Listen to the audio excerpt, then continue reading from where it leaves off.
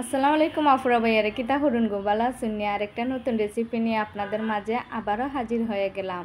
রাত্রে বাসি ভাত ফেলে না দিয়ে এত সুন্দর কইরা পাপড় তৈরি করে নিতে পারবেন নকশি পিঠার মতন করে। আর এই পাপড়টা দিতে তেমন একটা ঝামেলা মনে করবেন না আফুরা ভাইয়ারা, কম সময়েই এই পাপড়টা তৈরি করা যায়। রাত্রের এক বাটি বাসি ভাত নিছি। বাসি ভাতটা ফাটায় বাইটটা বা ব্লেন্ডার করে নিতে পারেন। আমি ফাটায় বাইটটা নিছি। বাইটটা নেওয়ার পরে এখন আমি ভাতটার যে দানা দানা একটা ভাব থেকে যায় সেটা কিন্তু একটা চালুনি দিয়ে চালুয়ে নেব। নিলে পর কিন্তু ফাইন একটা ব্যাটার তৈরি হয়ে যাবে। সে ফাইন ব্যাটার দিয়ে কিন্তু এত সুন্দর কইরা নকশি পিঠা তৈরি করে নেব। আর অবশ্যই একটু সময় লাগিয়ে চালিয়ে নেবেন। চালিয়ে নিলে পরে যে দানা দানা ভাবটা থাকে সেটা ফেলে দেবেন। ফেলে দিলে পরে সেই রকমভাবে একটা ফাইন ব্যাটার তৈরি হয়ে যাবে। আর পাঁপড়টা দিতেও ভালো লাগবে আর দেখতেও সুন্দর লাগবে। আমি ভাতের ব্যাটারটাকে দুই ভাগে ভাগ করে নিছি। এক ভাগে ফুড কালার এড করছি। আপনারা যদি না চান ফুড কালারটা স্কিপ করে দিতে পারেন। আমি আমার একটু সৌন্দর্য বাড়ানোর জন্য ফুড কালারটা এড করছি। আমাদের এখানে কলা পাতার সুবিধা নাই, তাই আমি কাগজের মধ্যে একটা ডিজাইন এঁকে নিছি আমার মন মতন করে। আপনারা যদি চান তাই আপনাদের মন মতন করে ডিজাইন আঁকা নিতে পারেন আর ডিজাইন দিয়ে দিতে পারেন। তো আমি একটা সাধারণভাবে সহজ একটা ডিজাইন দিয়ে দিলাম, যে কেউ কিন্তু এই ডিজাইনটা দিয়ে দিতে পারবেন। খুবই সহজে একটা ডিজাইন। আর পাঁপড়টা দেখতে যতটা সুন্দর, খাইতে তার চেয়েও বেশি ভালো। ছোটো বড়ো সবারই কিন্তু পাঁপড়টা ভালো লাগে। প্লিজ চ্যানেলটা সাবস্ক্রাইব করবেন, পাশে থাকবেন। এরকম আরও নতুন নতুন নকশি পিঠার মতন ডিজাইনার পাঁপড় নিয়ে আসবো। আর লাইক কমেন্ট করুন, ভিডিওটা শেয়ার দিন। প্লিজ পুরো ভিডিওটা দেখুন না, পুরো ভাইয়ারা স্কিপ করুন না। রাত্রে বাসি ভাত দিয়েও এত সুন্দর কইরা নকশি পিঠার ডিজাইনে পাঁপড় দিয়ে দিতে পারবেন। আর তেমন একটা ঝামেলাও মনে হয় না, কম সময়ে এই পাঁপড়টা দিয়ে দেওয়া যায়। আর যাদের রুদ্রের সুবিধা নাই তারা গরম ফ্যানের বাতাসে বাইরের বাতাসে রেখে দিলে আপুরা ভাইয়ারা পাঁপড়টা শুকিয়ে যায় এখন গরমের দিন। আর যদি রুদ্রে শুকিয়ে নেন তাহলে বছরখানেক সংরক্ষণ করে রেখে দিতে পারবেন। আমি দুইটা পাঁপড় আপনাদেরকে দেখিয়ে দিতেছি। দেখেন কতটা সুন্দর করে সিরিজ ঘুরাইলে কিন্তু খুব সুন্দর করে নকশি পিঠা ডিজাইনের পাঁপড় তৈরি হয়ে যায়। ভিডিও ও ইউটিউবের পিছনের গল্পটা অনেকটা অজানা, কষ্টের মতো। সবাই ইউটিউবে শুধু রঙিন ভিডিও, হাসি খুশি মুহূর্ত, রান্নাবান্না কিংবা গান শুনে আনন্দ পায়। কিন্তু যে মানুষটা ওই ভিডিওটা বানায় তার জীবনের কষ্টটা কেউ দেখে না। কখনোই এক হাতে রান্না আর এক হাতে ক্যামেরা ধরে ভিডিও করা, কখনো আলো নেই, মাইক্রোফোন নেই, ছোট্ট ফোন দিয়ে চেষ্টা, রাত জেগে এডিট করা, আবার সকালে কাজ করতে যাওয়া। ভিডিও আপলোড হলে কিন্তু ভিউ নেই, কমেন্ট নেই, আয়ও তো দূরের কথা, মন ভেঙে যায়। তবুও আশা করে আবার নতুন ভিডিও বানানো শুরু হয়, কারণ স্বপ্ন থাকে একদিন মানুষ দেখবে, একদিন আমার কষ্টের দাম হবে।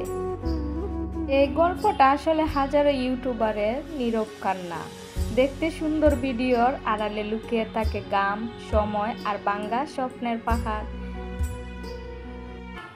সফলতার জীবনে বন্ধু বান্ধব আত্মীয় স্বজন সবার অভাব নাই, কিন্তু ব্যর্থ জীবনে কাউকে পাশে পাওয়া যায় না। এটাই জীবন, এটাই বাস্তব।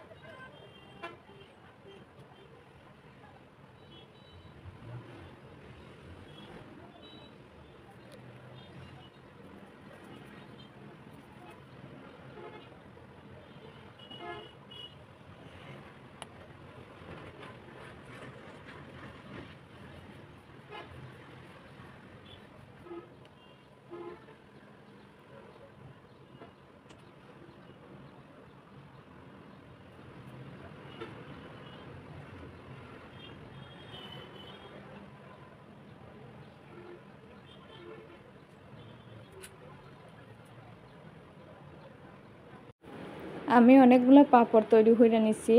এখন পাঁপড়গুলো সিদ্ধ দিয়ে আপনাদেরকে দেখাইয়া দিমু। চুলার মধ্যে আগুন দিয়ে দিছি, দিয়ে পাতিলের মধ্যে পানি দিয়ে দিছি। পানিতে বলক চলে আসলে আমি আমার পাঁপড়টা দিয়ে দেবো সিদ্ধ দেওয়ার জন্য। সিদ্ধ দিতে কম সময়ে সিদ্ধ দেওয়া যায়, 2-3 সেকেন্ড সময় লাগে সিদ্ধ হতে। আমার পাঁপড়টা সিদ্ধ হয়ে গেছে, তাই আমি চুলা থেকে নামিয়ে নিতেছি পাঁপড়টাকে এখন রোদে শুকানোর জন্য।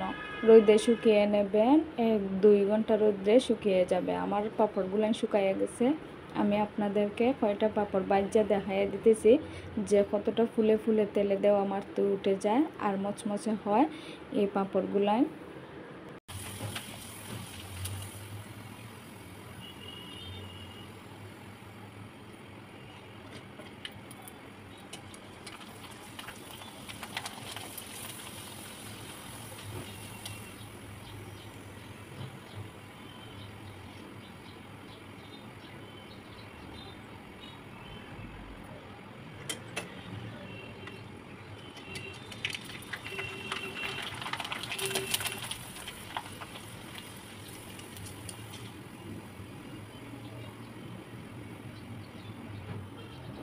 আমি অনেকগুলো পাঁপড় ভাজা নিছি, তো একটা পাঁপড় ভাঙ্গে আপনাদেরকে দেখিয়ে দিতেছি। পাঁপড়টা দেখতে যতটা সুন্দর, খাইতে তার চেয়েও বেশি টেস্ট মনে হয় আমার কাছে।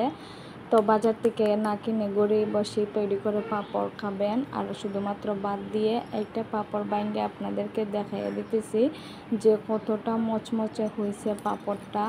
মুখে দিলে কিন্তু মিলিয়ে যায়। আসসালামু আলাইকুম, সবাই ভালো থাকবেন। অন্য আরেকটা রেসিপি নিয়ে আবারও হাজির হয়ে যাব আপনাদের মাঝে ইনশাল্লাহ।